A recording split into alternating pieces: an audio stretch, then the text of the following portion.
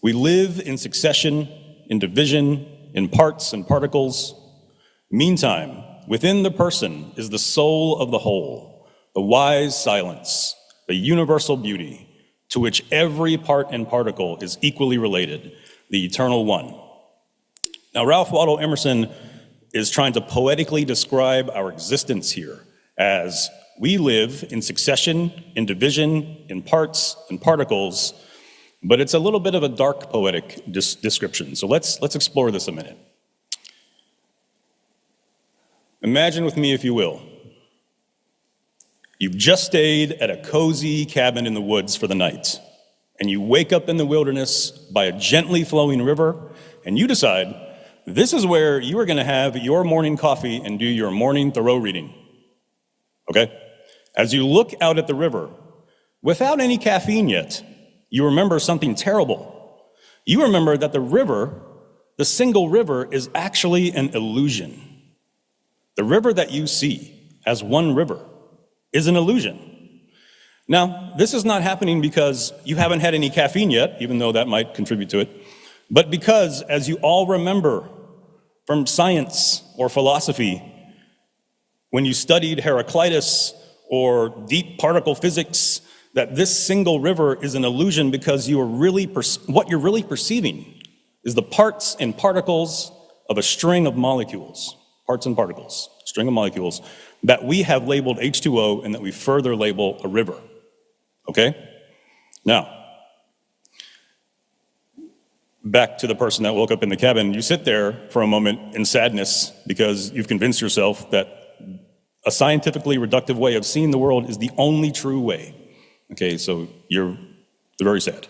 I think Emerson is thinking really deeply about something similar when he writes this first line of this short passage, when he writes about the existence of persons being in succession, in division, in parts and particles. This reductive view of the river that I allowed myself to believe can be symbolic of one way of seeing the moments of our lives, okay? Only in succession, devoid and divided, no meaning, just a bunch of parts and particles that in reality are only atoms in the void.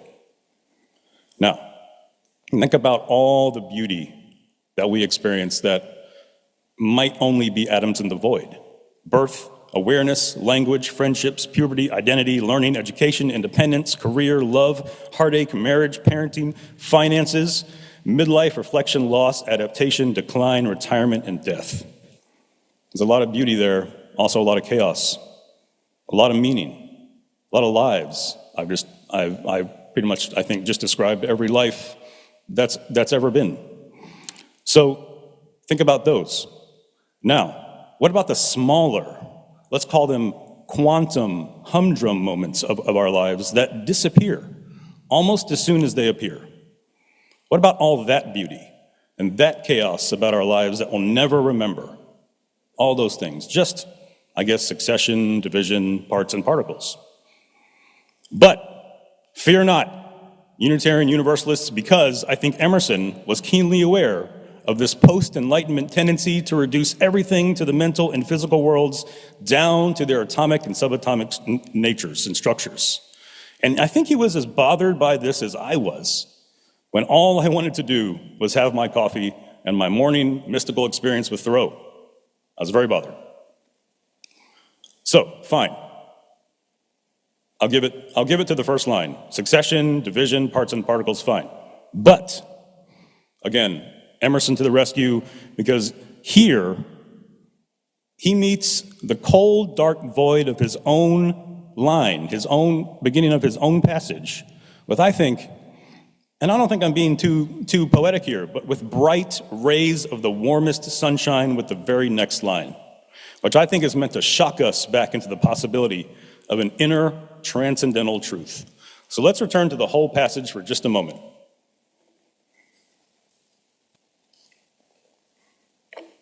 So, first line, we live in succession, in division, in parts, in particles. Second line, meantime, within the person is the soul of the whole, the wise silence, the universal beauty to which every part and particle is equally related, the eternal one. Now, you see, he writes meantime. Now, this is a very important meantime. This meantime is a line in the sand, so to speak. Emerson is drawing a literary and philosophical line in the sand in the face of succession, division, parts, and particles on their own. Okay? Now, I really need to explain this because it's a very important part. So, when I say the word, hold on, back up.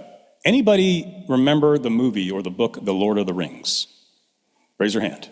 Oh, excellent. Okay. When I say the word Balrog, B-A-L-R-O-G, Balrog, does that take anyone back to the mines of Moria, where the Fellowship of the Ring is about to cross the bridge? You remember this?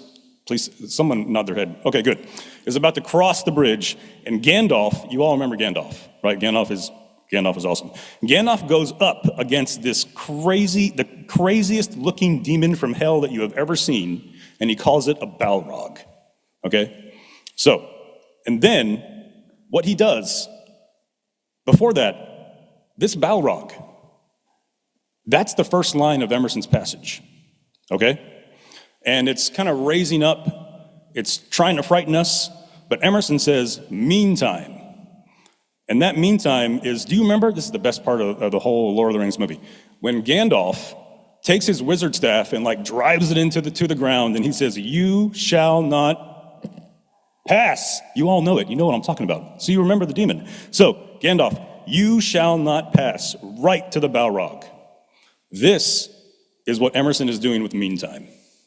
Meantime, within the person is the soul of the whole, the wise silence, the universal beauty, to which every part and particle is equally related.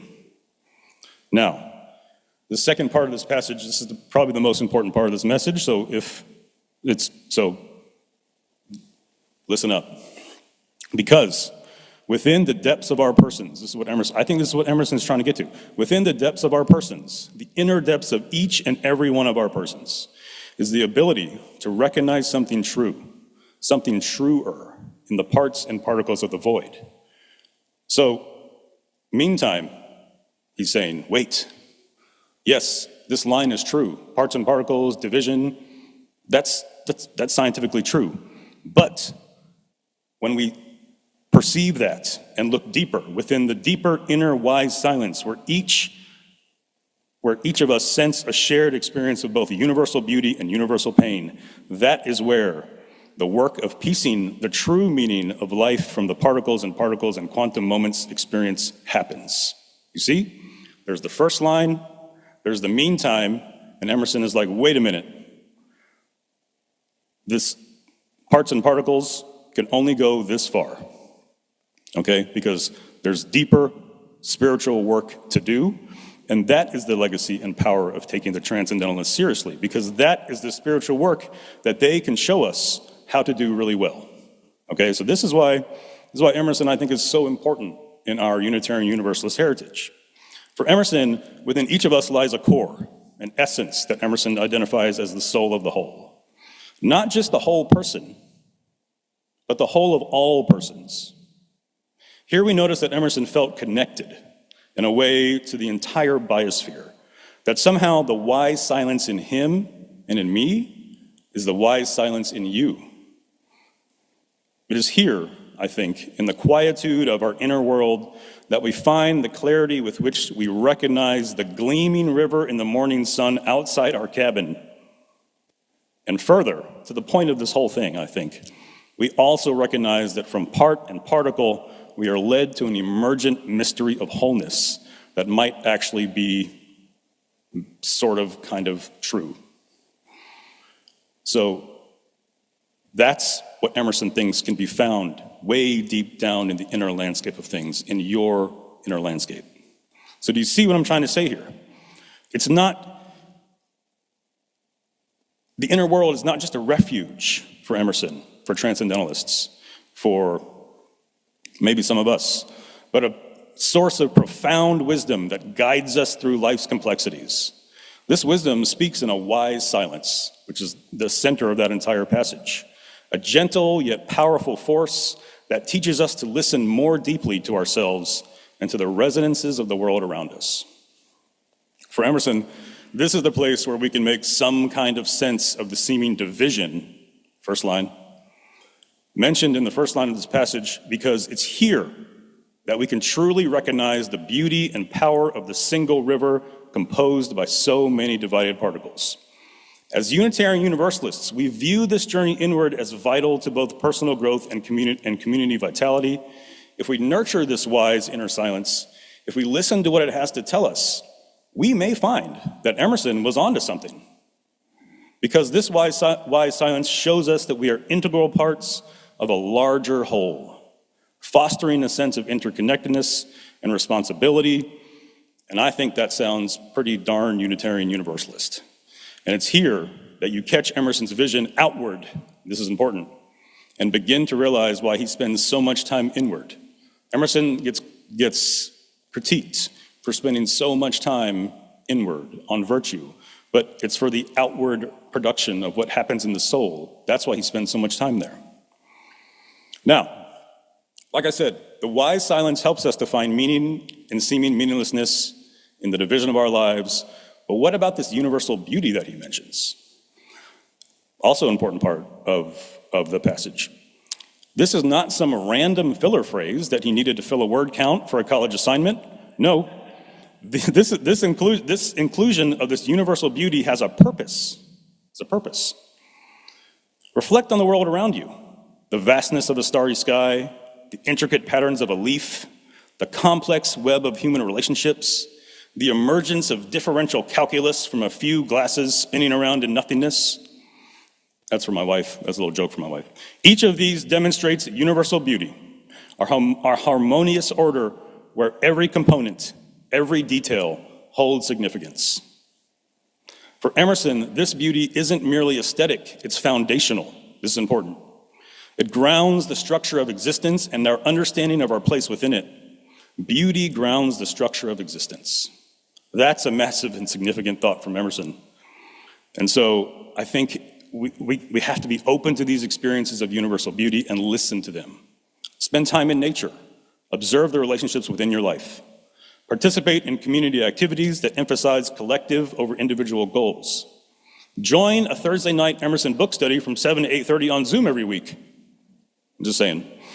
Each of these actions strengthens our understanding of being part of something greater than ourselves, and each of these actions puts us in a place where beauty, with a capital B, can unfold itself within our lives in the brief moments of its choosing. Okay? So, I'm almost there. I promise I have like one more page, that's it. So, the last short section of this passage is a little tricky, because it's only 3 words. So let's review the whole passage once more. So, quote, "We live in succession, in division, in parts and particles. Meantime, within the person is the soul of the whole, the wise silence, the universal beauty, to which every part and particle is equally related." Here's the line, "the eternal one." Now, I justify allowing these last 3 words to be their own section of this passage because the entire passage seems to move toward them, the eternal one, as a culminating idea for Emerson. But because I'm a Unitarian Universalist, I want to hit the pause button for just a second and offer a little critique. You know, we have to critique. I think we could have stopped with the soul of the whole, the wise silence, the universal beauty, because those phrases do the linguistic work of attempting to name the unnameable. You all know what I'm talking about, of giving us something to talk about amongst ourselves without placing too strong a framework on whatever it is that unfolds its beauty for us to see, while at the same time holding our connected lives together. It's unnameable. I think Emerson goes a little too far. Because you see, I'm not a theist. I've tried. I'm not. It's completely okay if you are. I want you to hear me say that. Your theism is welcome here. If we are Unitarian Universalists worth our salt, then we welcome theists and atheists, and we put both to work in the kids' religious education program on Sunday mornings. I'm just saying. Now, of course, I bring up my non-theism for a reason. I don't think Emerson was a theist. In fact, I know he wasn't, but that's for another message. But I do think he comes a little too close to naming the unnameable here, even if it is the ambiguous language of the Eternal One. Now, this is just my opinion, but I think part of what it might mean to be a Unitarian Universalist, and this is important, is to do the difficult work of guarding the mystery, the universal beauty, the I know not what, while at the same time allowing ourselves to be guided by reflective individual and communal moments that are themselves grounded in this mystery. Emerson is an excellent dialogue partner on this journey, but not even the great Ralph Waldo Emerson is immune from critique. So, we live in succession, in division, in parts and particles. And then Gandalf says, meantime, within the person is the soul of the whole, the wise silence, the universal beauty, to which every part and particle is equally related, the Eternal One. Hopefully you have a newer appreciation for a passage that at first glance seems like, what the heck is Emerson saying here, okay? So for now, I'm gonna stop there, because that's probably enough to think about for the morning. But when I return for the closing words, I'm gonna share a coffee hour assignment with you, okay? So sit tight.